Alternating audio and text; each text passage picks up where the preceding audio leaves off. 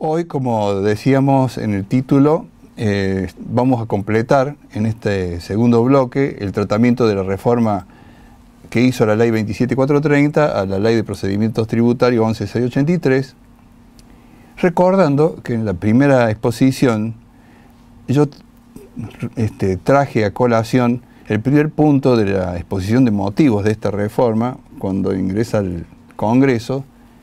Reza de que la búsqueda con esta reforma es garantizar los derechos del contribuyente.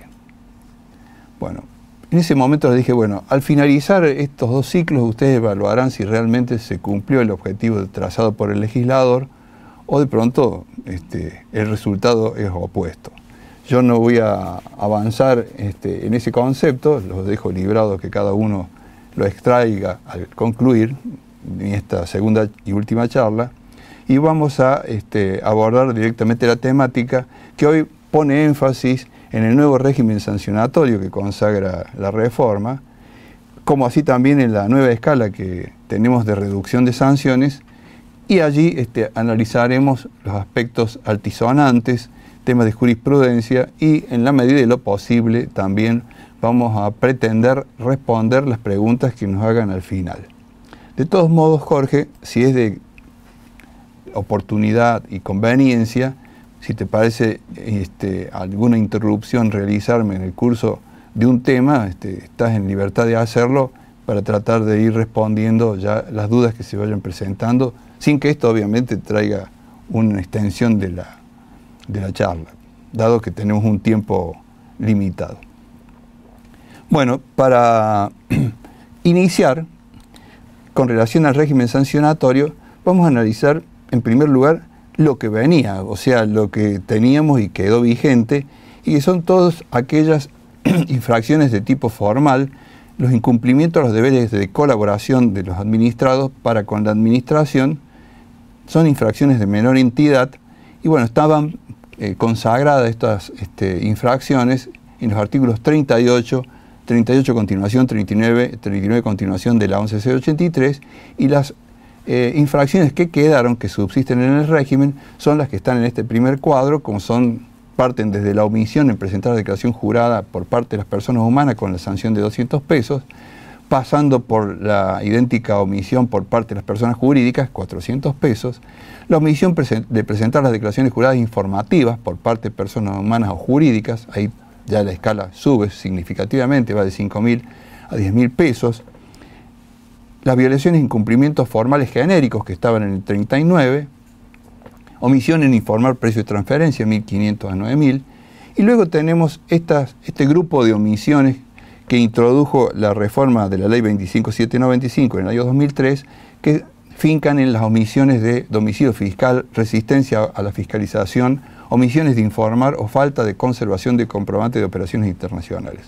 Allí tenemos multa graduable de 150 a 45.000 pesos, y luego tenemos los incumplimientos también introducidos en aquella ley, la 25795, que habla de los incumplimientos a requerimientos de AFIP sobre presentación de declaraciones juradas informativas del 38 continuación.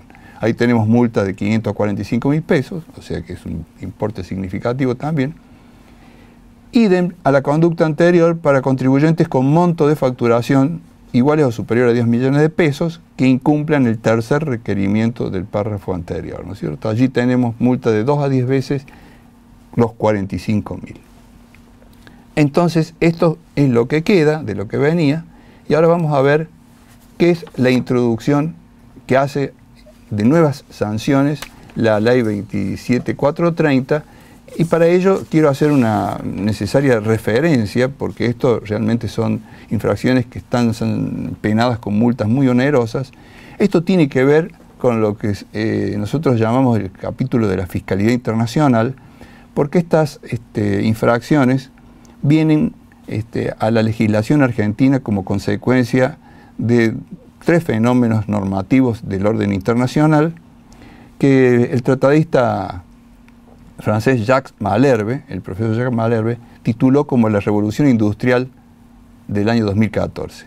¿Qué pasa? En este año 2014 confluyen la vigencia de distintas normas de gran significación en el orden mundial que apuntan a prevenir y persuadir a los contribuyentes ante la utilización de figuras no transparentes en los modelos fiscales.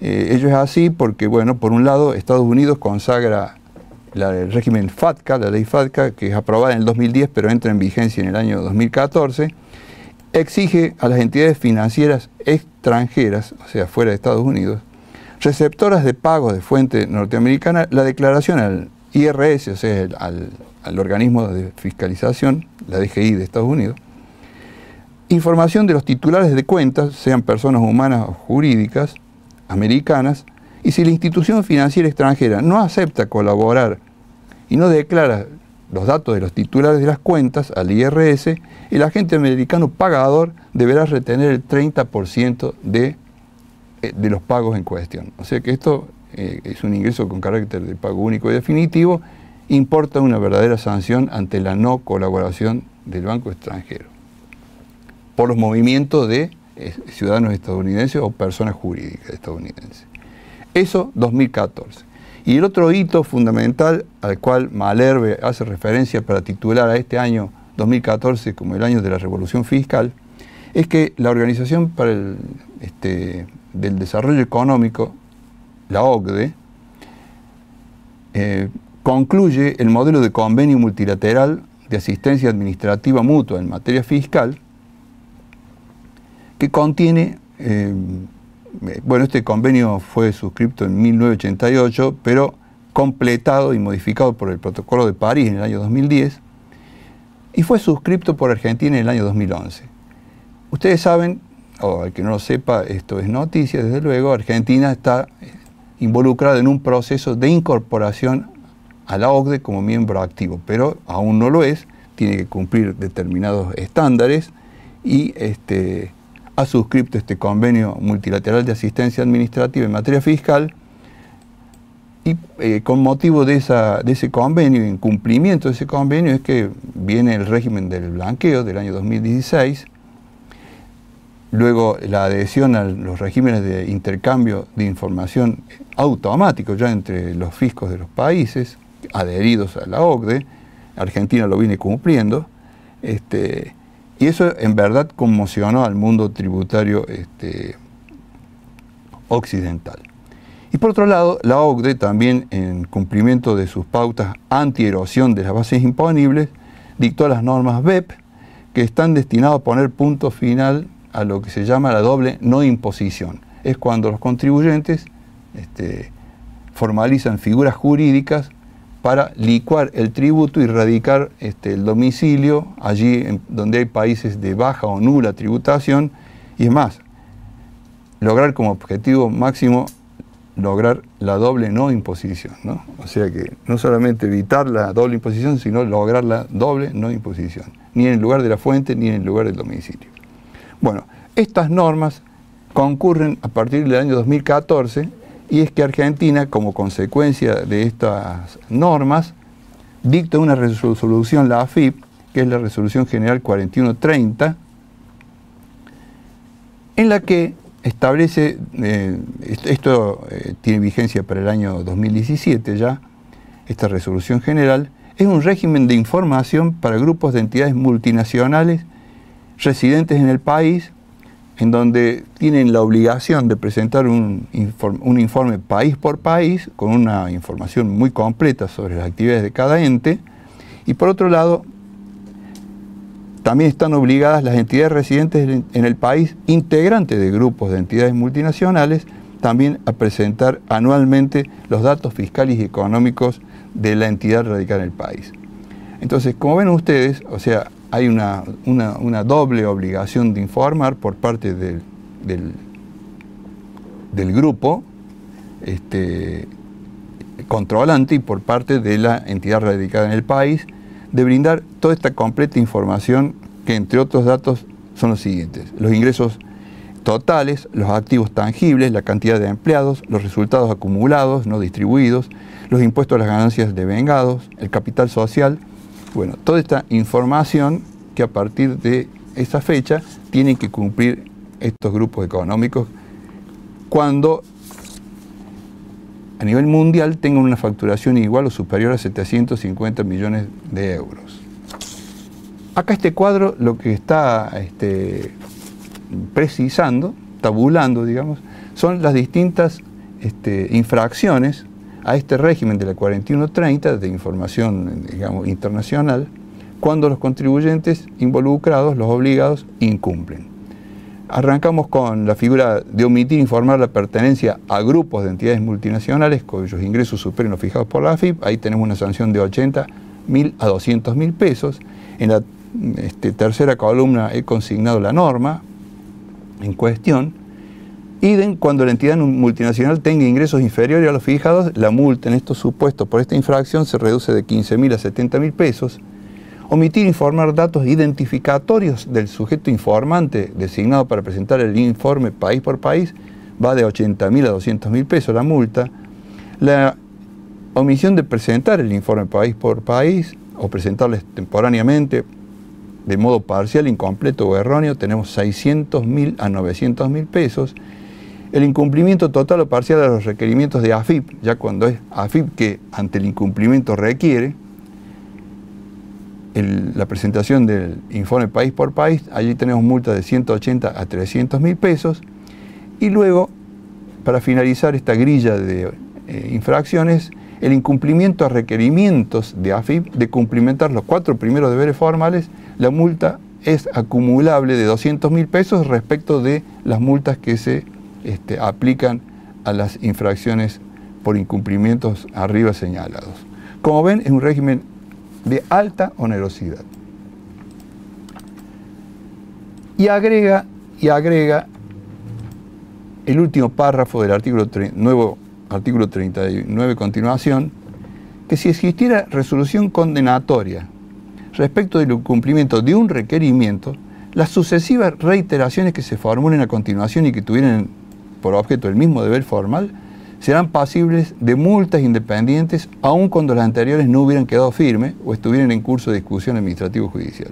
Bueno, aquí lo que estamos asistiendo es una acumulación de sanciones ante el mismo incumplimiento, o sea, ante el mismo deber formal,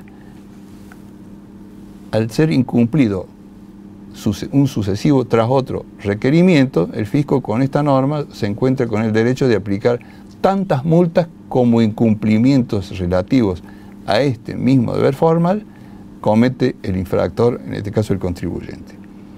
Vean ustedes que este es un párrafo que ya venía del 39 de hace muchísimos años, al punto tal que llegó un caso de estos a la Corte, en la causa, ahí lo cito, en la causa Omar Merlos y compañía en el año 81, en que la Corte revocó la multa porque dijo, cuando un sujeto incumple un deber de colaborar en un requerimiento que atañe a una obligación concreta, por ejemplo, el fisco lo intima a un contribuyente a aportar datos del IVA enero de 2016. El contribuyente omite hacerlo. Luego viene un segundo requerimiento con relación al mismo hecho requerido por el fisco. El sujeto lo incumple. Y así sucesivamente un tercer y cuarto requerimiento que el sujeto no cumple. ¿Qué quiere decir? ¿Que va a tener tantas multas como incumplimientos o estamos frente a un solo hecho punible consistente en la no colaboración ante un hecho puntual? Bueno, la Corte dijo que cuando hay incumplimientos reiterados, requerimientos fiscales de idéntico tenor y con relación al mismo hecho al cual se le solicita informe, estamos en presencia de un solo hecho punible y no una multiplicidad de hechos punibles. En consecuencia, el fisco revocó todas las multas acumuladas que había aplicado el fisco y dejó solo una multa porque consideró que era un solo hecho punible. Este es un dato de interés, por eso se los anoto al pie de la página de la diapositiva. El fisco finalmente se allanó y dictó esa disposición que figura al pie. Por otra parte, acá en el artículo 210 de la reforma hace un ordenamiento del artículo 70 en cuanto al tema sumarios, y así tenemos que este artículo nuevo 70 prevé que los hechos reprimidos por los artículos tenemos 38, artículo 38 a continuación, 39 y los sucesivos artículos agregados a continuación del 39, que ahora son más de uno, 45, 46, los artículos agregados a continuación del 46 y el 48, todos ellos serán objeto, en la oportunidad y forma que en cada caso se establezcan, de un sumario administrativo. O sea, el sumario que suscribe el juez administrativo, en donde se deberá constar claramente el acto y la omisión que se atribuyen al presunto infractor, esto en resguardo del derecho de defensa. Aquí entonces decimos, se ha producido un ordenamiento para llevar todos estos sumarios a elaborar al marco de la obligación de que sea confeccionado en debida forma, suscripto por un juez administrativo, en donde claramente conste entonces el acto y la omisión que se le atribuyen. Es un artículo de ordenamiento. Y a continuación tenemos aquí un régimen de reducción de infracciones formales que, tanto como existía en el pasado, ahora también se lo extiende a las nuevas figuras infraccionales sobrevenidas de estas disposiciones de tipo internacional, o sea, de la 4130, y reza este artículo que en caso de las infracciones formales contempladas en los artículos 38 agregado, 39 y sus agregados, cuando proceda la instrucción del sumario administrativo, la AFIP podrá emitir una notificación por el sistema de computación, y acá viene la consecuencia. Si dentro de 15 días a partir de la notificación el infractor pagare voluntariamente la multa, cumpliera con él los deberes formales omitidos y en su caso reconociera la materialidad de la infracción, los importes se reducirán al 50% de su valor. Esto ya lo teníamos nosotros en las otras infracciones formales y en consecuencia, con relación a las nuevas que incorpora la ley en materia de fiscalía internacional de la 4130, también tendrán el beneficio del 50% de la reducción si el contribuyente satisface estos extremos. En caso de no pagarse la multa o no cumplirse con las obligaciones consignadas, se va a sustanciar el sumario, siendo cabeza del sumario la notificación esta aludida que se emite por el sistema de computación. Ahora bien, esta ley, la reforma de la 27430, fortalece el arsenal de medidas preventivas con que cuenta la AFIP y que están en el artículo 35 de la 11683. ¿Por qué decimos esto? Porque, bueno, en primer lugar, nos remoza la figura de la clausura preventiva.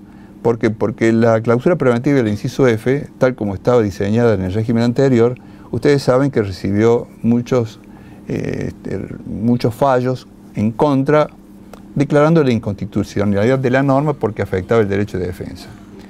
El hecho de la clausura preventiva dictada por un funcionario que no es un juez afecta el derecho de defensa y recibió, bueno, la tacha de inconstitucionalidad. Por ejemplo, en la Cámara de Apelaciones de Córdoba, la Sala A, en el año 2005, en la causa Barolo Guillermo, la firma se llama, de nombre de fantasía, El Lomo y Compañía. ¿Qué dijo la Cámara? Confirmó el fallo de primera instancia que decretó la inconstitucionalidad del 35F y dijo que corresponde declarar la inconstitucionalidad en cuanto faculta al fisco a clausurar preventivamente un establecimiento, pues la citada norma deja a criterio de los funcionarios de la AFIP la aplicación inmediata de la sanción, incumpliendo el principio según el cual nadie puede ser penado sin juicio previo, consagrado en el artículo 18 de la Constitución. En refuerzo de esto también hubo otro fallo y muchos más, pero traigo a cita el caso sentenciado en Automotores Bonelli del Juzgado Criminal y Correccional de San Martín, en donde hace una buena reflexión porque el juzgado, aparte de decretar la inconstitucionalidad, plantea que se encuentra fuera del contexto cautelar y posee el inequívoco propósito de sancionar a una persona sin proceso previo, toda vez que está llevado adelante solo por la decisión de un funcionario administrativo. Entonces, esto, lejos de ser una medida cautelar, la figura, en verdad se trató de una sanción sin juicio previo. ¿Qué hace el legislador reformista? Bueno, ayorna la misma figura, dotándola de un maquillaje más atractivo, más amigable. ¿Por qué? Porque autoriza a los funcionarios de la administración a clausurar preventivamente un establecimiento cuando constatare que se han configurado dos o más hechos u omisiones previstas en el artículo 40, el régimen anterior solo hablaba de uno de los hechos, o sea, los del artículo 40 que están en los incisos A a F del artículo 40 de la norma de clausura. Concurrentemente, existe un grave perjuicio, la ley anterior ni esta definió qué es un grave perjuicio, y el responsable registra antecedentes por haber cometido la misma infracción en un periodo no superior a 2 años, antes bastaba 1, desde que se detectó la anterior, siempre que se cuente con resolución condenatoria y aun cuando esta última no haya quedado firme. Bueno, para hablar de que se ha cometido la misma infracción, una segunda sería, debe requerir necesariamente que la primera haya quedado firme, porque si no estamos en una figura que no es la reincidencia que pide el Código Penal, sino que acá estamos en presencia de una figura que se llama la reiteración. Ya veremos más adelante que esta reforma se encargó de precisar los términos, los vocablos reincidencia y reiteración allá en el artículo 50 en su nuevo texto. Muy bien, ¿qué quiero decir con esto? Que esta cláusula está destinada, así más allá de su ayornamiento y su maquillaje, está destinada a sufrir la misma suerte que sufrió la anterior, porque más allá que haya tenido una generosidad en cuanto al número de los hechos o omisiones punibles, ahora 2 antes 1, es ejecutada en definitiva, por un funcionario administrativo y no por un juez. Y esta cuestión evidentemente va a ser ventilada nuevamente cuando llegue a la justicia. Por otra parte, otra norma que también ha traído preocupación, particularmente en la matrícula, porque somos los primeros encargados de interpretar una norma, es que hay un inciso H ahora en este artículo 35 de las medidas preventivas, con que cuenta el fisco, es que la AFI podrá disponer medidas preventivas tendientes a evitar la consumación de maniobras de evasión tributaria, propósito con el que nosotros estamos de acuerdo, tanto sobre la condición de inscripto de los contribuyentes, dice la ley, irresponsables, o sea, persigue evitar que injustificadamente haya sujetos que se inscriban como contribuyentes, así como respecto de la autorización para emitir comprobantes y la habilidad de dichos comprobantes para respaldar créditos y demás. Esta es una norma que evidentemente, más allá de la finalidad loable de erradicar este tipo de operatoria, se advierte el riesgo de que estas medidas se deslicen a lo que es la figura del desvío de poder, porque son, en definitiva, medidas que va a dictar el fisco por sí y ante sí, en primer lugar. Y la va a sufrir el contribuyente porque no garantiza una apelación con efecto suspensivo, sino que ya van a ver que hay una suerte de mixtura en este tipo. Acá el problema pasa porque con limitar el tema de la condición de inscripto de contribuyentes, lo que se busca, es una primera impresión que tengo, es afianzar el uso de la ilegal base EAPOC que tiene el fisco para incorporar contribuyentes. Digo ilegal base EAPOC porque, bueno, no lo digo yo, sino que recojo dictámenes de la jurisprudencia. Es una herramienta ilegal porque carece de sustento normativo alguno, o sea, no tiene apoyo en ley, decreto del Poder Ejecutivo, ni tampoco en una resolución general. El alta de un contribuyente o la incorporación de un contribuyente a dicha base no surge de un acto administrativo dictado por un juez competente, como si sería si surgiera de una determinación de oficio, artículo 17 de la 11.683. Acá no hay eso. Y por otra parte, esta situación califica como una vía de hecho administrativa expresamente vedada por la Ley de Procedimiento Administrativo en el Orden Nacional en su artículo 9, inciso A. Esto que acabo de decir está plasmado textualmente en un fallo de la Cámara Federal de Córdoba en su sala B, en la causa Barros Nelson Bartolo. Bueno, yo en particular quiero expresar que ya desde hace más de 10 años que vengo difundiendo que la base APOC es una herramienta ilegal, no es una novedad, no surge de una ley, no surge de un decreto del Poder Ejecutivo ni tampoco de una norma reglamentaria. Y el fisco incorpora y baja contribuyentes según su criterio de un modo arbitrario y muchas veces según necesidades de una fiscalización. Porque también he sido testigo de que en el marco de una fiscalización impugnan un proveedor y al otro día dicen, fíjese en la base APOC, y es que lo subieron al día siguiente de la orden de inspección. cosa que a mi juicio es arbitrario y, digamos, bochornoso también. Por otro lado, también lo ha dicho Brodsky, el doctor Brodsky, en la causa Cereales del Sur, que este proceder del fisco atenta contra la seguridad jurídica en el Estado de Derecho, ya que si el contribuyente constató la base de datos de AFIP y el sistema le informa que la situación de ese proveedor carece de observaciones y sus facturas son validadas, no puede el fisco a posteriori desconocer esta circunstancia. O sea que, en verdad, esta cuestión de esta medida preventiva que pretende aplicar sobre la condición de los contribuyentes, a partir de utilizar la base APOC, es de un alto riesgo por parte del fisco. Y como si esto fuera poco, tengamos presente que también tenemos, con relación a la autorización para la emisión de comprobantes, que a través de la resolución 4132, nosotros encontramos, y esto es reciente, esta norma obliga a la emisión de factura M a responsables inscriptos en IVA que registran inconsistencias fiscales. Cuando pasamos revistas a las inconsistencias, nos encontramos que en esta resolución 4132, que dichas inconsistencias están numeradas en 12 supuestos. Por ejemplo, tenemos una que es realmente inadecuada, a mi juicio, es la relación monto de facturación, bienes registrables. Como que quien no tiene bienes registrables está mal visto si factura de modo significativo. Bueno, ese es un tema que realmente es preocupante, que esté como parámetro para valorar la inconsistencia de un contribuyente.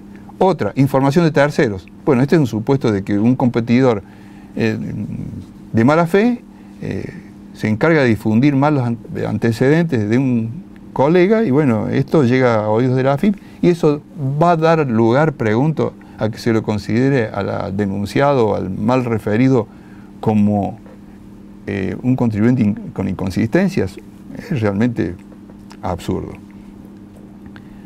Falta de presentación del régimen de información de compra y venta, o sea, si el sujeto no presentó determinados periodos el City-Venta, City-Compra, también estaría en esta situación de inconsistencia. Otra, antigüedad como empleador. Es una inconsistencia que está arreglada aquí en este anexo. Realmente no entiendo estas causales para quedar como un contribuyente inconsistente. Esto va a traer, desde luego, que llegue a la justicia más de un caso de estos, ¿no? En amparo. Sin embargo, dándole una mano al contribuyente, el reformador dice, el contribuyente en estos supuestos podrá plantear su disconformidad ante el organismo recaudador, el reclamo tramitará con efecto devolutivo, o sea, sin efecto suspensivo, la medida se va a cumplir, salvo en el supuesto de suspensión de la condición de inscripto, en cuyo caso tendrá ambos efectos, o sea, ambos efectos que produce la remisión de la actuación al juez superior y suspende la ejecución allí sí de los resueltos. Ahora el reclamo debe ser resuelto en 5 días. La decisión que se adopte revestirá el carácter de definitiva y solo puede impugnarse por la vía prevista en el artículo 23 de la Ley de Procedimientos Administrativos del Orden Nacional, o sea, en el marco de la justicia. O sea que el contribuyente va a tener que judicializar este tema para tratar de obtener una solución.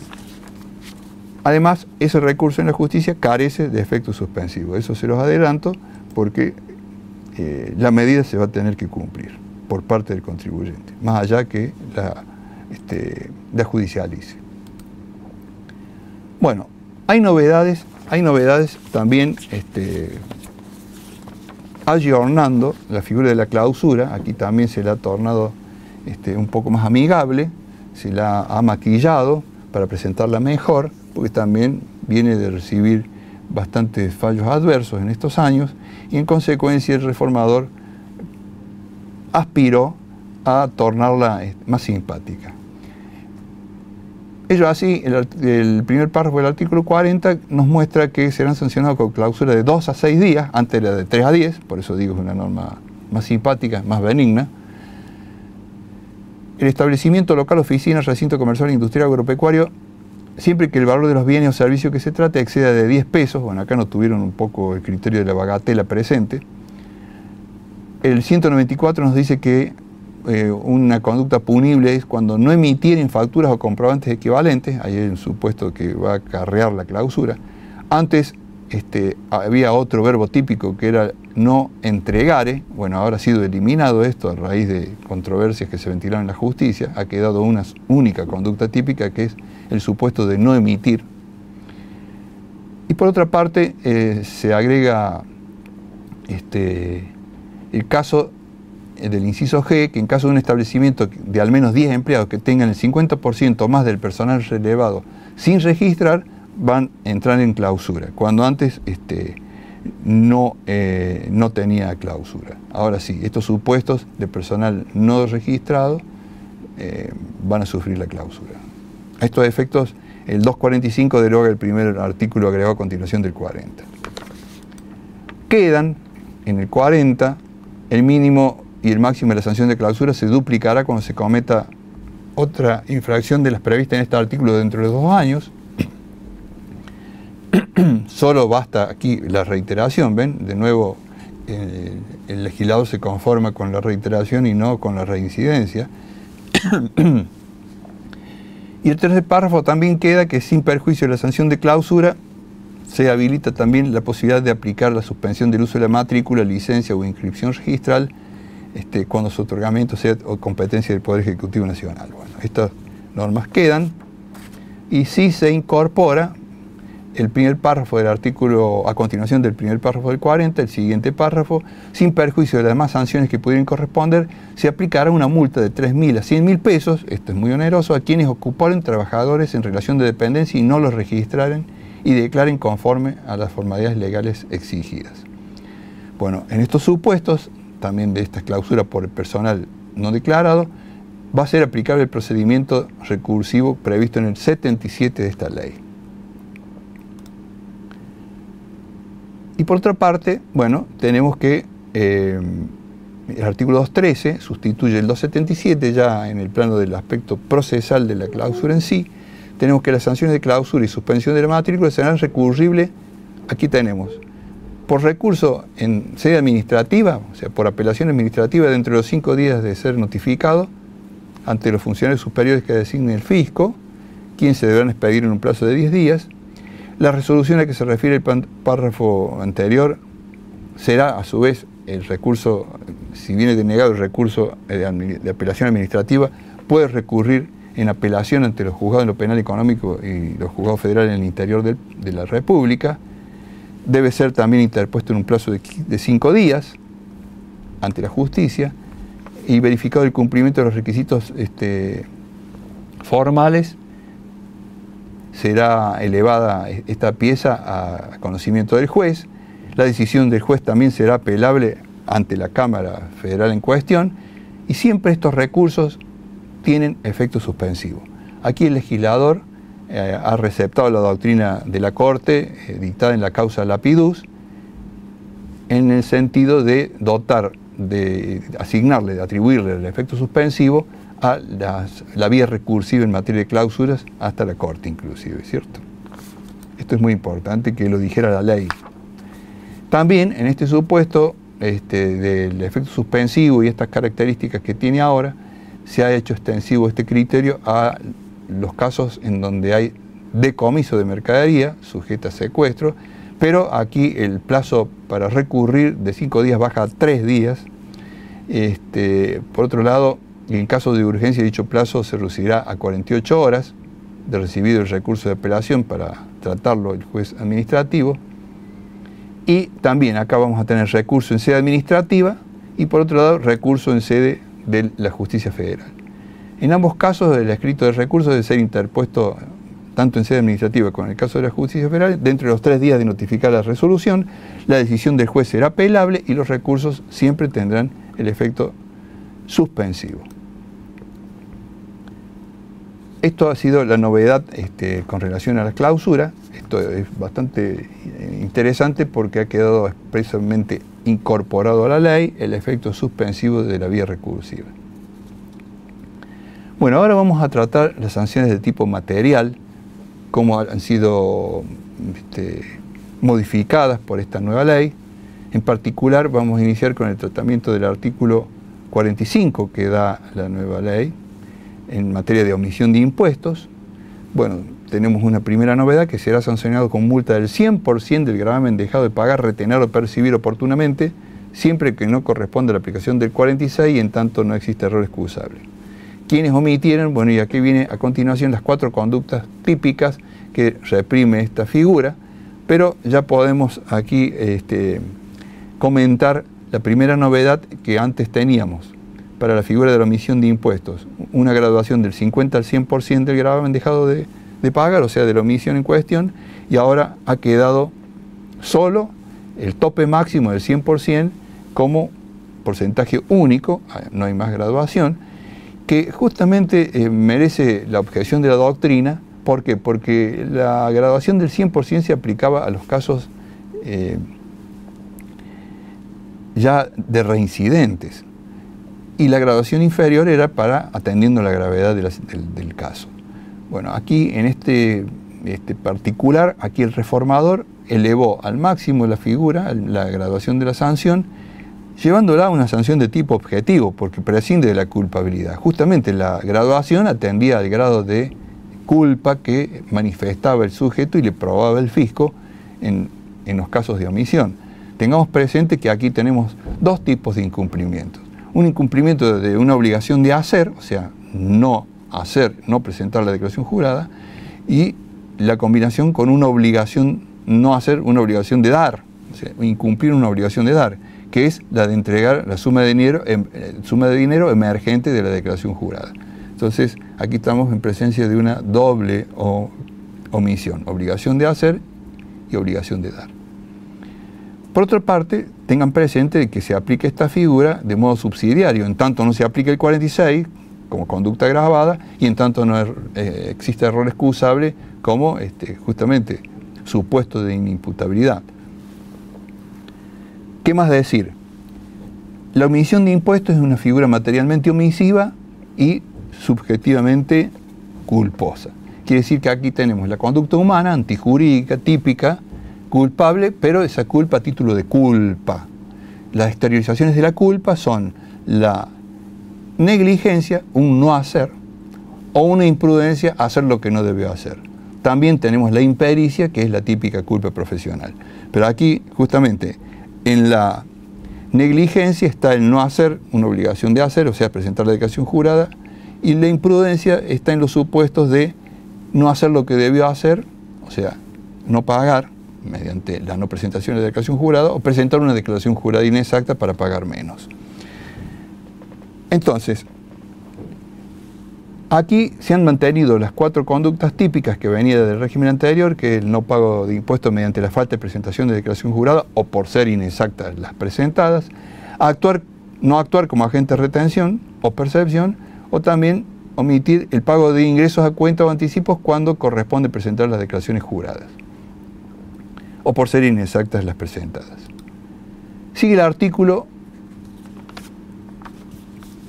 con esta redacción, que será reprimido con multa del 200% del tributo dejado de pagar, retener o percibir cuando la omisión a que se refiere el párrafo anterior se vincule con transacciones celebradas entre sociedades locales con personas físicas o jurídicas del exterior.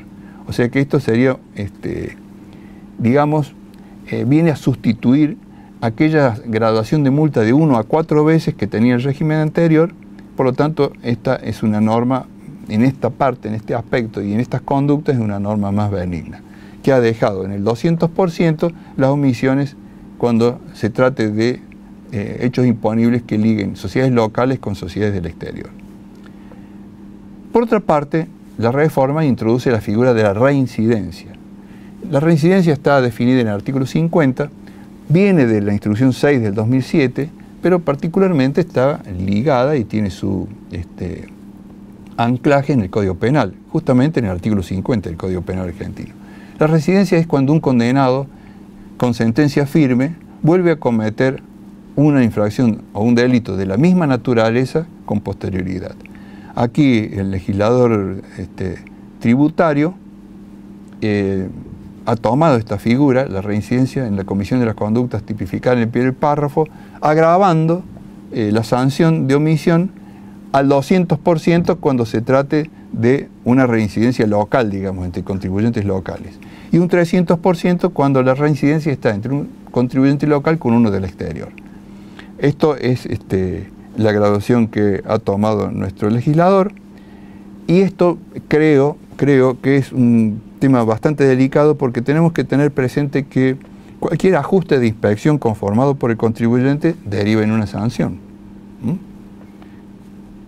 O puede derivar en una sanción. Seguramente el fisco le puede iniciar un sumario, sea por en algún momento que ahora del régimen de reducción de sanciones del artículo 49 el sujeto rectifique, bueno, va a estar frente a una sanción por omisión mínimamente. Es una sanción que ya vamos a ver en la vida de un contribuyente es muy frecuente, porque que tenga inspecciones y rectifique es frecuente en la vida de un contribuyente, y esto lo va a sujetar al agravamiento que prevé la norma del 200 o el 300% según se trate, ¿no? Entonces, por eso digo que esto es un tema bastante peligroso, y bueno, creemos que fue inoportuno plantearlo aquí en la figura de la omisión a la reincidencia. La defraudación queda como venía, solo que ha sido también ayornada para bien, porque se ha adoptado una figura más benigna, toda vez que reprime al que mediante declaraciones engañosas o ocultación maliciosa, sea por acción o omisión de fraude al fisco, será reprimido con multa de 2 a 6 veces. Antes la ley anterior nos regulaba a 10 veces el máximo de la sanción en estos supuestos de defraudación. Entonces se reduce el límite máximo de la sanción, esa es la conclusión, y esto acarrea la consecuencia que estamos frente a una norma penal más benigna. Luego, en el artículo agregado a continuación del 46, se incorporan nuevas conductas típicas de la defraudación fiscal. ¿Por qué? Porque lo que está en rojo serían las novedades, las conductas nuevas, el que mediante declaraciones engañosas, ocultación maliciosa o cualquier otro engaño se aprovechare, percibiere, utilizare indebidamente de reintegros, recuperos, devoluciones, subsidios, serán reprimidos con multa de 2 a 6 veces. Bueno, acá se ha traído el artículo 3 de la 24769 para estas nuevas conductas, con un tope máximo de 6 veces el tributo evadido, y por lo tanto, para estas nuevas figuras que se incorporan al campo infraccional tributario, no al penal tributario, sino al tributario de la 11.083, es una norma más gravosa porque incorpora nuevas conductas antes no punibles. Además, se incorpora también un artículo agregado a continuación del agregado del 46, y el que mediante registraciones o comprobantes falsos o cualquier otro artigo o engaño simulare la cancelación total o parcial de obligaciones tributarias o recursos de seguridad social, tiene una gradación sancionatoria de multa de 2 a 6 veces. Bueno, acá se ha analogado como tope en toda la figura de la defraudación a 6 veces el monto del gravamen no ingresado. Ya ven ustedes, todo lo que es defraudación fiscal tiene tope de 6 tantos de multa. Y como novedad, aquí tenemos el vocablo que abarca la cancelación, no al pago solamente. La cancelación entonces quiere decir que el pago por compensación, la figura de la compensación del artículo 921 del Código Civil, también es punible cuando es simulada. Aquí hay una simulación de cancelación con una compensación ficticia apócrifa. Recoge la redacción del artículo 11 de la 24769 en el tema de los delitos fiscales comunes. Consiste en una simulación dolosa de pagos, y ahora este artículo está expresamente incorporado en el nuevo artículo 10 de la penal tributaria hoy vigente. Por lo tanto, entonces, quiero como conclusión señalar que si la liquidación del impuesto está consignada correctamente en la declaración jurada, pero el engaño está en el modo de cancelación, bueno, esa conducta va a quedar atrapada en esta figura, o sea, la simulación dolosa de la cancelación, por comprobantes apócrifos, etc. Por otra parte, la ley incorpora una presunción, a mi juicio, poco feliz, poco feliz a través de un inciso F del artículo 47, el que habla de las presunciones de dolo, o sea, se presume que existe la voluntad de evadir, dice el artículo 47 de la ley.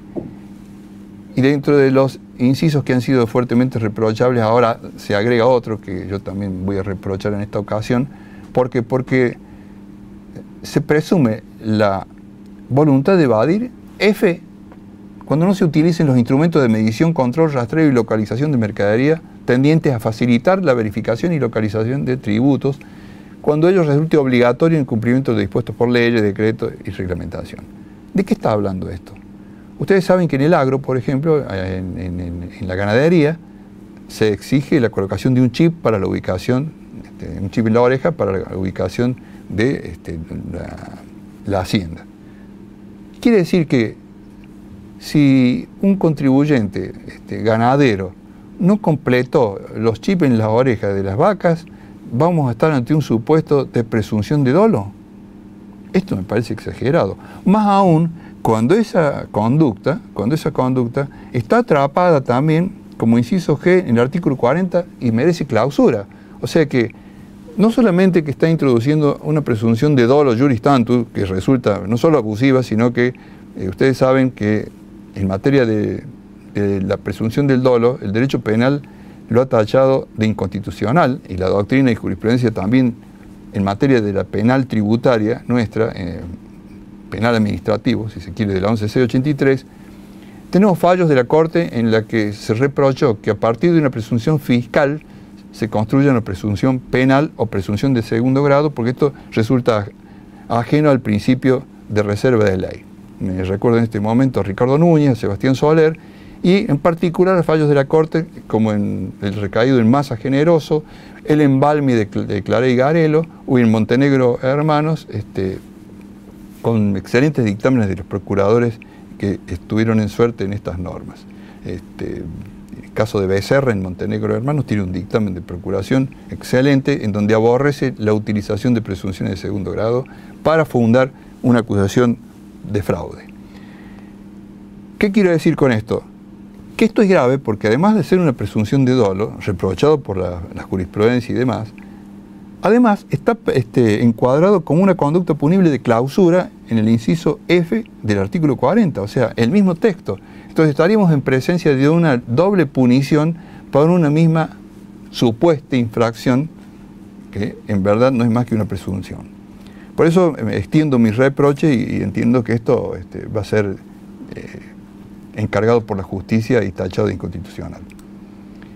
Por otro lado, en el artículo 48 se adecúan los topes también a la gente de retención que no ingresa, son reprimidos con multa de 2 a 6 veces el tributo retenido o percibido y no ingresado luego de los plazos legales que debieron ingresarlo, y acá se ha hecho una adecuación de las penas en lo relativo al máximo legal, para que todo lo que sea defraudación lleva como tope el 6 veces de tantos de multa.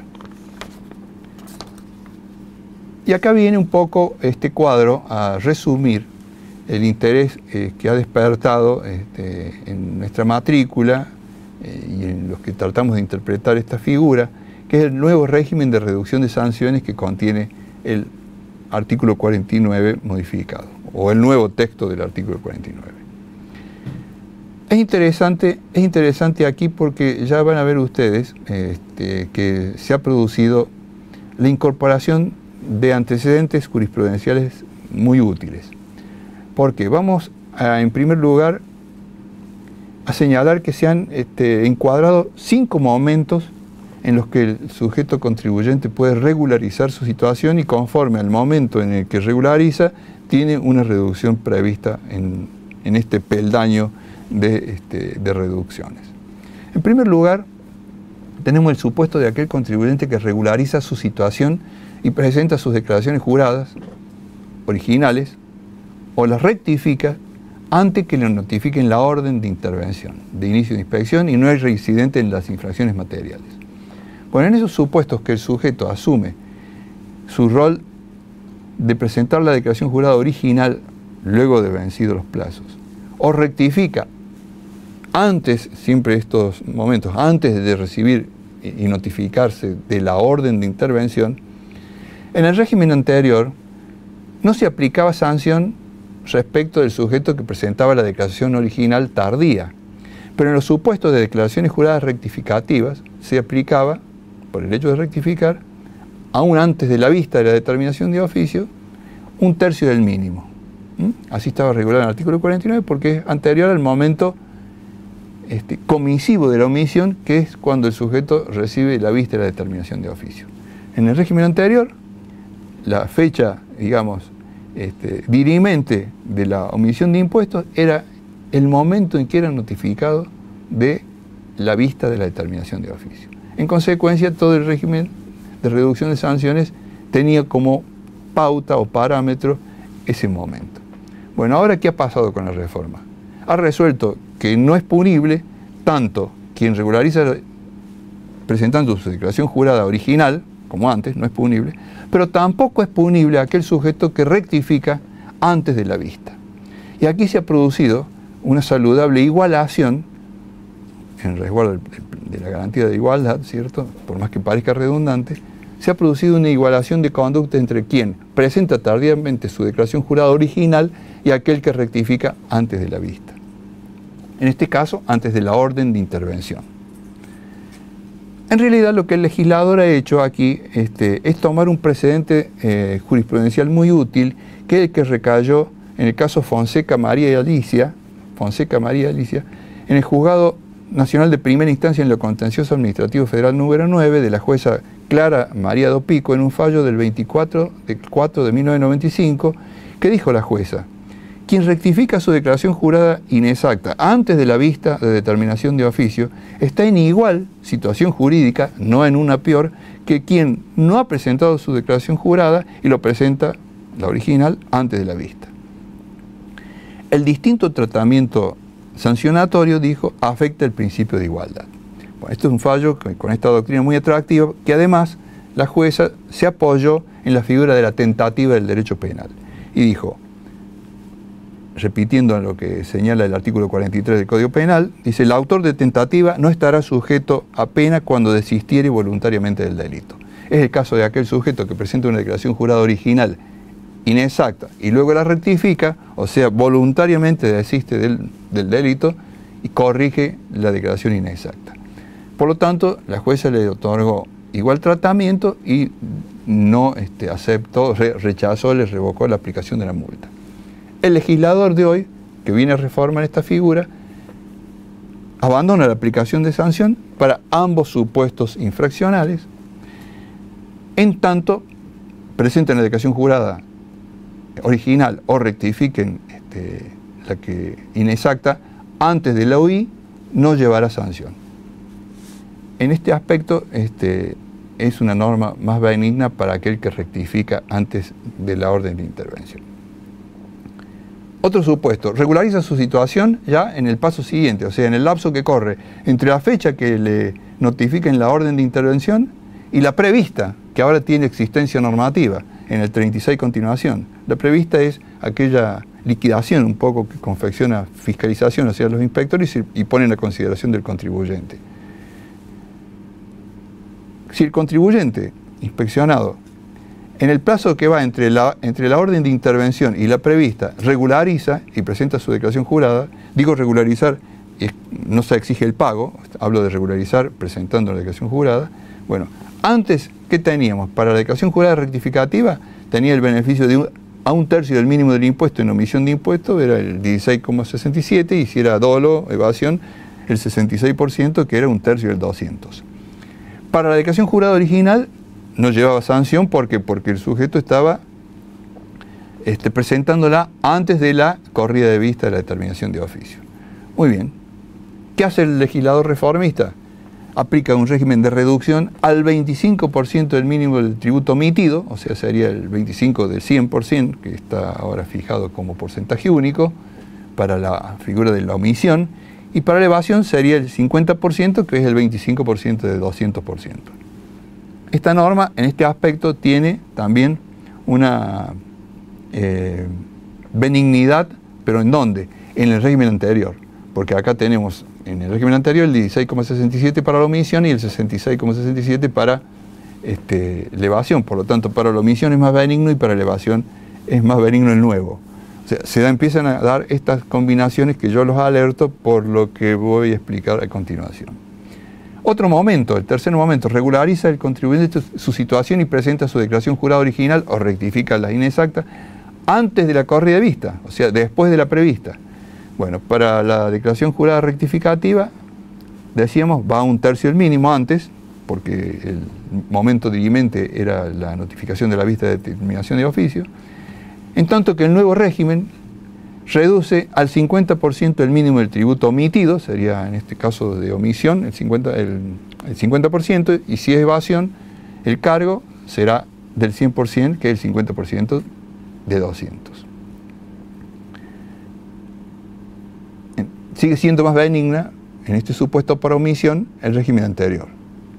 Y también para la evasión, en este supuesto, observen ustedes el 66%, 66,67 contra el 100%. Vamos a otro momento. El contribuyente acepta la pretensión fiscal una vez corrida la vista, antes de los primeros 15 días y no fuera reincidente de los artículos citados, o sea, de las infracciones materiales. Antes teníamos a 2/3 del mínimo, venía la reducción de la sanción. Para el artículo 45 representaba el 33,34 y para la evasión el 133. Ahora el legislador reformista reduce al 75% del monto del tributo omitido y del evadido queda en el 150 porque es el 75% del 200. ¿Qué ventaja tiene que un sujeto acepte la pretensión fiscal ahora? Y porque ahora esta rectificativa tiene los efectos de una declaración jurada para el contribuyente y una determinación de oficio por el fisco. Esto está consagrado en el 17, séptimo párrafo de la ley 11.683. Por último, vamos al último momento, que es cuando el contribuyente acepta la determinación de oficio con posterioridad al plazo anterior, o sea, después de pasados los primeros 15 días. Y no es reincidente. Antes teníamos que iba el mínimo legal, que era el 50% para omisión de impuestos y 200 para evasión, y ahora el mínimo legal de la reforma es 100%, porque acá no tiene mínimos, es único, es el 100%, la omisión de impuestos, y el mínimo de elevación es el 200%. Ahora bien, la bagatela ahora no tiene aplicación, no está previsto. Si el saldo de tributos de no superaba los 1.000 pesos y lo ingresa entre los 15 días, en el régimen anterior no aplicaba sanción y ahora no está previsto, quiere decir que puede pasar dos cosas, o no aplica sanción o va a ir al régimen de cualquier infracción con la sanción que corresponda. Y tampoco habrá reducción cuando se habilite la figura del acuerdo conclusivo voluntario al cual me referí en la charla anterior. Novedad, además, en esta ley 27430 es con relación a los agentes de retención-percepción que también llevan una reducción de sanción para aquellos sujetos que omitieron retener o percibir, tienen determinación de oficio, desde luego, porque para hacerlo extensivo de la responsabilidad solidaria va el quinto párrafo del artículo 17 que exige la determinación de oficio del solidario, y hay reducción según el momento, siempre con ingreso del importe omitido de retener, en tanto subsista la obligación principal, porque si el beneficiario presentó la declaración jurada, ya no opera la obligación del agente de retención y ya irá él al régimen de sanción según el momento en el que ingrese la sanción. Por otro lado, en el supuesto de que retuvieron y no ingresaron, no es exigible determinación de oficio porque allí va la intimación de pago vía el artículo 14, que es la simple intimación de pago por el tributo que no ingresó. Esta figura no tiene fuga del proceso de la nueva ley penal tributaria, no está dentro de los supuestos de los artículos que tienen fuga del proceso por pago, en consecuencia va a sufrir el proceso penal. Con esto hemos pasado revista un poco al cuadro de las figuras de las nuevas escalas punitivas y en particular ahora quiero referirme a lo que cité en algún momento. Aquí esto es más benigno, aquel no es más benigno, esta figura sí es más benigna, la otra es más benigna. Quiero señalarles que cuando se produce en esta materia, como en el caso aquí de las sanciones tributarias, administrativas tributarias, cuanto en las figuras de la penal tributaria que se aumentaron los pisos de punibilidad mediante la derogación de la 24.6769 y la sustitución por una nueva ley, tanto en el penal tributario cuanto en el sancionador tributario, en el régimen sancionador administrativo, tenemos la sucesión de dos leyes penales. Y tenemos que analizar, cuando hay modificaciones de sanciones, cuál norma se aplica para cada caso en particular. En consecuencia, tenemos que analizar en lo que en la dogmática penal se llama la figura de la sucesión de dos normas penales. Ricardo Núñez, Sebastián Soler lo abordan con generosidad este tópico y coinciden en señalar que en materia de ley penal rige la irretroactividad. Por manda del artículo 18 de la Constitución, toda norma penal exige que provenga de una ley que a su vez ésta sea anterior a la comisión de los hechos que se buscan perseguir. Tenemos como antecedentes, decía, la ley 24769 derogó la 23771 y la 27430, esta ley que estamos comentando, derogó la 24769. En el ámbito del derecho sancionado administrativo, la 27430, esta nueva ley, ha modificado y derogado tipos penales de la 11C83 vigentes hasta el 30 de diciembre del 2017. En consecuencia, se da este supuesto de la sucesión de normas penales. Por lo tanto, esto nos conduce a analizar el ámbito temporal de validez de la ley penal, que está sujeto a principios básicos según la dogmática penal.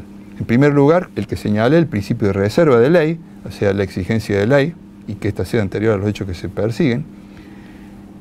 El principio de la defensa social, o sea, las normas penales buscan proteger el bien jurídico defensa de la sociedad, de los valores de una sociedad.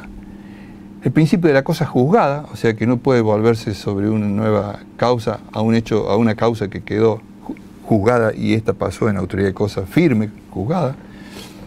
Y el principio penal de la mínima suficiencia de la represión, toda vez que el sistema penal es el último ratio del orden jurídico.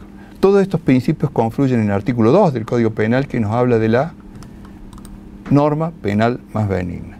Si la ley vigente al tiempo de cometerse el delito fuere distinta de la que excita el pronunciarse el fallo, o en el tiempo intermedio, se aplicará siempre la más benigna. Si durante la condena aún se dictare una ley más benigna, la pena se limitará a la establecida por la nueva ley. Esta regla ha sido ratificada por el artículo 75, inciso 22 de la Constitución Nacional de 1994, por el artículo 9 de la Declaración Americana de Derechos Humanos y el artículo 5 del Pacto Internacional de Derechos Civiles y Políticos. Rige el principio de la norma penal más benigna. Bien, ¿cuáles son los efectos de aplicar la norma penal más benigna en materia sancionatoria que estamos analizando? Para aquellas figuras tipificadas por la nueva ley, ella no puede aplicarse a hechos anteriores, porque rige el principio de reserva de ley. Por ejemplo, los incumplimientos que señala el principio de la Resolución General 4130, que habla de obligaciones formales de colaboración en materia de fiscalía internacional, solamente se va a poder aplicar estas sanciones y estas penas para infracciones cometidas con posterioridad a la vigencia de la nueva ley, o sea, a partir del 30 de diciembre de 2017. No hay retroactividad. Para los delitos que fueron despenalizados por la nueva ley, se aplica la nueva ley, o sea, la 27430, con efectos retroactivos, sí. Por ejemplo, para las nuevas cuantías y penas para delitos tipificados en la ley anterior, como hablamos de la clausura, aun cuando se trataron de hechos que se cometieron con anterioridad a la nueva ley, como la clausura, los casos de defraudación, que ahora se bajó el máximo a 6 tantos, se aplica la nueva ley con efectos retroactivos. Ahí se aplica la ley más benigna con efectos retroactivos.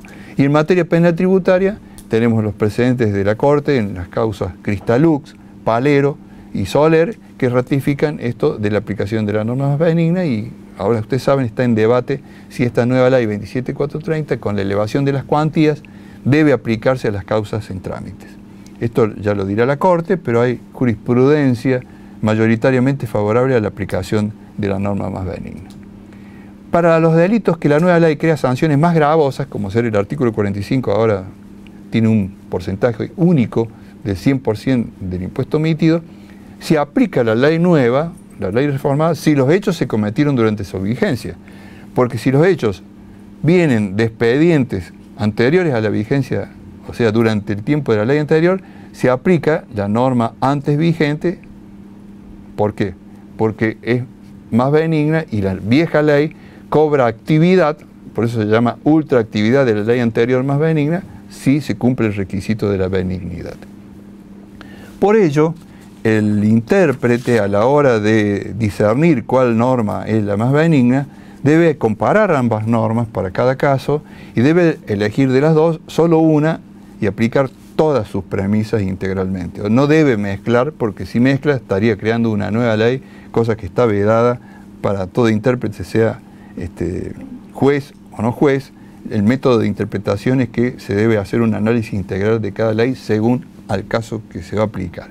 La Corte Suprema de Justicia en esto ha sido precisa. En el caso Revelo Carlos, en el año 2006, dijo que debe desecharse la posibilidad de aplicar, a partir del principio de mayor benignidad, distintas normas en forma parcial, pues dicho principio exige la comparación de las dos normas que se suceden en el tiempo, tomando todos sus contenidos y aplicar la más beneficiosa integralmente. Entonces, en esto hay que ser cuidadoso a la hora de la interpretación, y lo que yo hice recién, que según cada peldaño de momento en el que el sujeto regularizaba esa situación, yo decía, aquí es más benigna, allá es más benigna, esto debe hacerse no de un modo parcial como hice, yo lo hice como alertas, sino que debe hacerse de un modo integral para el caso del contribuyente que se trata. Si se concluye en que es más benigna la norma anterior y el expediente corresponde a un hecho anterior a la vigencia de la nueva norma, se deberá aplicar la ley anterior. Y en esto creo que no hay equivocación por parte de los funcionarios del fisco en aplicar este criterio de análisis. Y en materia procesal, de las reglas procesales penales, ¿qué pasa con ellas cuando hay sucesión o hay modificaciones en el plano procesal? Bueno, aquí también rige la irretroactividad de la ley penal, en resguardo de la garantía de la defensa, el artículo 18 de la Constitución, que exige la vida de la ley y que ésta sea anterior al hecho del proceso. Porque en materia procesal rige el aforismo latino tempus regit actum. La ley procesal se aplica al desenvolvimiento de los actos procesales en el momento en que estos están teniendo lugar. Tempus regit actum. Ejemplo, ustedes saben, la ley nueva ha consignado la incompetencia del Tribunal Fiscal en nuevos supuestos para recurrir ante él. En consecuencia, va a haber que tener presente estos aspectos, porque hay muchos supuestos ahora que no van a poder ser recurribles al Tribunal Fiscal de la Nación, porque si vamos al caso de la apelación en materia del artículo 14 de la ley 11.683, intimaciones de pago, no son más recurribles ante el Tribunal Fiscal de la Nación. Y se va a aplicar la regla esta tempus regit actum, o sea que se va a impedir el acceso al tribunal. ¿Por qué? Porque no cabe pensar que de ello pueda derivarse una aplicación retroactiva de la ley procesal. En consecuencia, quiero decirles que la ley hace un corte con esta regla del tempus regit actum y se aplicará la nueva ley procesal al desenvolvimiento de los actos que se están llevando a cabo. Les hablaba hace un momento de la nueva norma que se incorpora al artículo 50, cuando nos habla finalmente la 11.683 del distingo entre reiteración y reincidencia. Bueno, esto ya había sido definido por una instrucción del fisco en materia de graduación de sanciones en la instrucción 6 del año 2007. Se habló de reiteración y reincidencia y acá están los conceptos. Hay reiteración cuando se cometa más de una infracción de la misma naturaleza sin que exista resolución o sentencia condenatoria firme respecto de la anterior. En tanto que habrá reincidencia, y acá está presente el Código Penal en el artículo 50, cuando el infractor condenado por una sentencia o resolución firme por la comisión de alguna de las infracciones previstas en esta ley cometiera con posterioridad a dicha sentencia una nueva infracción de la misma naturaleza. La condena no se tendrá en cuenta a los fines de reincidencia cuando hubieran transcurrido 5 años desde que ella se impuso. Atención con este tema, que debe versar sobre una infracción de la misma naturaleza. Tengan presente, por ejemplo, que en el artículo 45 tenemos omisión de impuestos del orden local, decíamos, la omisión local y la omisión foránea, o sea, cuando interviene un contribuyente del país con una empresa del exterior. si bien están ambas en el 45, no serían de la misma naturaleza una reincidencia en transacciones internacionales que una omisión de impuestos en materia de operaciones entre dos sociedades locales. En consecuencia, si bien el infractor puede ser el mismo, hay que distinguir la naturaleza de cada infracción para evitar caer en esto de la reincidencia con la consecuencia que ella trae, porque recuerden que la reincidencia tiene agravamiento de las penas.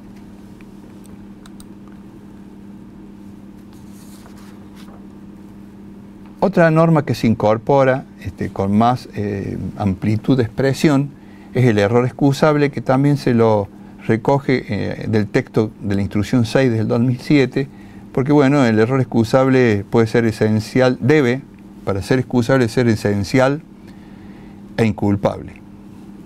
Básico. Esencial es cuando es una norma confusa que impide al intérprete, al contribuyente, conocer la criminalidad del acto que está ejecutando, e inculpable cuando cae en el error pese a haber puesto en el mismo acto la normal diligencia que el hecho exige. Entonces allí estaríamos en presencia de un error excusable. Por otra parte, tenemos dos tipos de error: el error de tipo y el error de prohibición. El error de tipo, es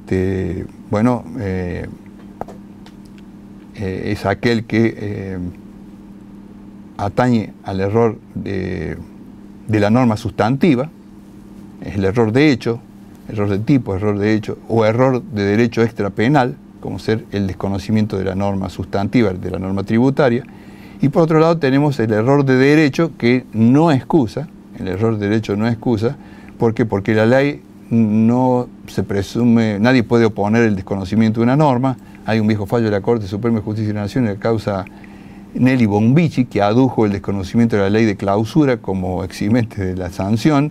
Llegó a la Corte, ya ven que tuvo mucha trascendencia, y la Corte dijo: señora Nelly Bonvici, el desconocimiento del derecho no es oponible. ¿Por qué? Porque las leyes se presumen conocidas y son obligatorias para todos los habitantes del territorio de la República desde el momento de su publicación en el boletín oficial. En consecuencia, sí puede ser opuesto el error excusable en tanto se trate del error de derecho extrapenal sobreviniente de normas que por su complejidad, oscuridad o novedad admitiera diversas interpretaciones que impiden al contribuyente, aún actuando con la debida diligencia, como yo decía, comprender su verdadero significado.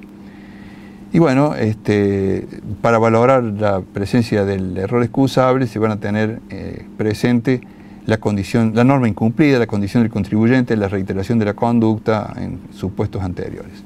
O sea que habrá un examen de la subjetividad como garantía de este tema del principio de la culpabilidad en materia infraccional. Por otra parte, les cabe recordar que en la jurisprudencia, por su complejidad, se declaró que estábamos en presencia del error de derecho extrapenal en la causa Idoipe Larraga, Tribunal Fiscal de la Nación. Por oscuridad en la norma también se asistía al error excusable, lo dijo el Tribunal Fiscal en la Sala A en la causa Casa Lao Nuovo, pero también la Corte en la causa Morixe alertó que no puede alegarse el error excusable cuando se está planteando la inconstitucionalidad de una norma. Ustedes me dirán entonces qué pasa con los supuestos de que en la justicia se lleve el ajuste por inflación y el sujeto de pronto pierde, va a poder solicitar la excusa del error excusable. Bueno, en principio no, pero la jurisprudencia lo aceptó en los casos de litigios de error excusable en los supuestos de planteo de inconstitucionalidad del ajuste, de la veda a aplicar el ajuste por inflación, en la causa Opiso, en el Colegio San Gregorio. O sea, son fallos de cámara que aceptaron que estábamos en presencia del error excusable, pese a que se estaba oponiendo la inconstitucionalidad de la norma. También el 50 incorpora un párrafo en donde nos habla de la gradación de sanciones. Tenemos atenuantes y agravantes para la gradación de sanciones por parte del juez administrativo. Y bueno, acá tenemos que como atenuantes la actitud positiva frente a la fiscalización, la adecuada organización técnica contable que tenga el contribuyente, la buena conducta general observada respecto de deberes formales y materiales, y bueno, trata aquí como también atenuante la renuncia al término de la prescripción. Bueno, con esto yo tengo mis reservas porque la prescripción es un instituto que es un derecho irrenunciable y solo en todo caso se podría renunciar al cómputo por venir, pero no al término ya corrido. Y entre los agravantes, la ley nos incorpora la actitud negativa frente a la fiscalización, la insuficiente o inadecuada organización que tiene el contribuyente en sus registros, el incumplimiento o el incumplimiento irregular de deberes formales y materiales anteriores a la fiscalización, la gravedad de los hechos y la peligrosidad fiscal evidenciada con relación a la capacidad contributiva del sujeto infractor. Acá viene una novedad, que los alerto, tenganlo presente, el ocultamiento de mercaderías o la falsedad de los inventarios. Cuidado con esto, es una agravante en la conducta. Y también las inconductas referentes al goce de beneficios fiscales. Y acá viene lo que comentaba recién, como norma procesal novedosa, porque es una norma de carácter procesal, que se ha ampliado el detalle de los supuestos por los cuales no se abre más la competencia del Tribunal Fiscal de la Nación. Los que están en azul son los supuestos que ya venían de la ley 23871, que el Tribunal Fiscal de la Nación, decimos, no será procedente respecto de liquidaciones de anticipos y otros pagos a cuenta, sus actualizaciones de intereses, ya venía de la 23871. Las liquidaciones de actualizaciones de intereses cuando simultáneamente no se discuta el fondo del tema, o sea, la procedencia del gravamen, también venía de la reforma de la 23871. Y acá vienen las novedades. Los actos que declaren la caducidad de planes de facilidad de pago y las liquidaciones efectuadas como consecuencia de dicha caducidad. Como ustedes saben, muchos contribuyentes que le caducaban planes de pago que contenían reducciones de intereses o reducciones de sanciones, que les caducaban, la caducidad era apelada al Tribunal Fiscal de la Nación, aduciendo que justamente les renacían sanciones. Bueno, en muchas causas el tribunal inicialmente se declaró competente, pero luego fue tornando su doctrina hasta que sus 4 salas del Tribunal Fiscal se declararon competentes, como hasta el presente, y apelados a esos pronunciamientos de las cámaras, las 5 salas de la Cámara de Contencioso Administrativo también se declararon por la incompetencia del Tribunal Fiscal de la Nación en estos supuestos. Otro supuesto en el que no va a ser más y está descartada la competencia del tribunal es en los actos que declaren y disponen la exclusión del régimen del simplificado para pequeños contribuyentes. O sea, cuando es excluido del monotributo, hubo salas del Tribunal Fiscal de la Nación que en algún momento se encontraron adoptando una posición favorable, pero luego las salas B, con Cresol, y D, en B. Carlos, iniciaron el rechazo a abrir la competencia en estos supuestos de exclusión del monotributo y luego se adhirieron las restantes salas. El legislador viene a recoger esa jurisprudencia. Por otra parte, tenemos que los actos mediante los cuales se intima la devolución de reintegros efectuados en concepto de IVA por exportaciones, también pierde el tribunal su competencia para entender en estos actos.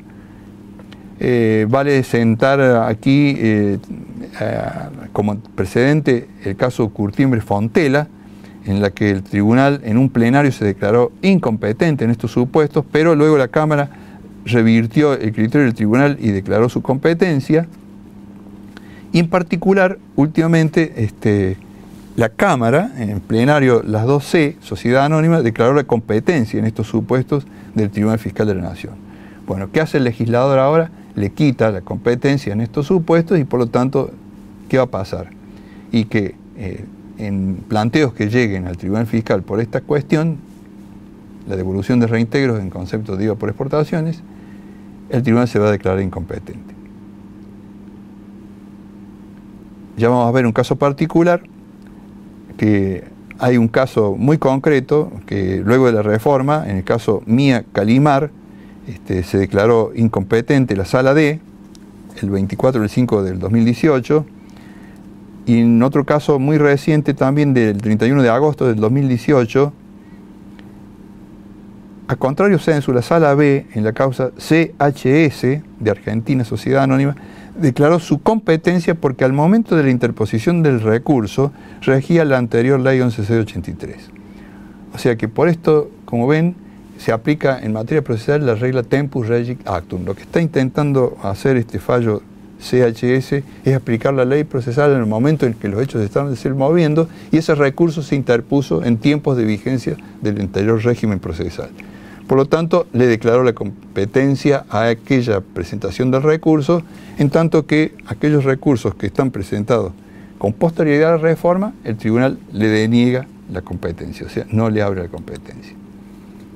Es más, es muy interesante también, digamos, en términos de ratificación de este señalamiento de la incompetencia del tribunal, que el artículo 234 introduce un segundo párrafo al 167 de la ley y dice que si se interpusiera el recurso de apelación ante el Tribunal Fiscal de la Nación contra los actos enumerados en el artículo 76 de esta ley, respecto de los cuales es manifiestamente improcedente, no se suspenderán los efectos de dichos actos. O sea que no va a poder alegar el contribuyente el efecto suspensivo.